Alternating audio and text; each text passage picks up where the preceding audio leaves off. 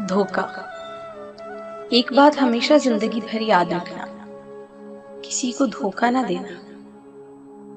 धोखे में बड़ी जान होती है, ये कभी नहीं मरता। घूमकर एक दिन वापस आपके पास पहुंच ही जाता है, क्योंकि उसको अपने ठिकाने से बहुत मोहब्बत होती है।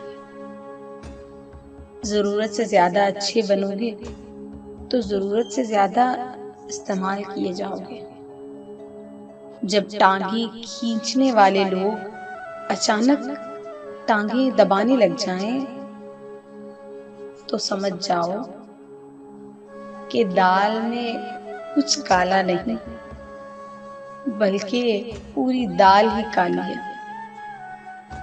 हमारे इर्द गिर्द ऐसे बहुत से लोग हैं जो हमारी कामयाबी से जहसत करते हैं, जलन रखते हैं, लेकिन ये सब मामला अल्लाह पर छोड़ दें और सब्र रखें। बेशक अल्लाह सब्र करने वालों के साथ है।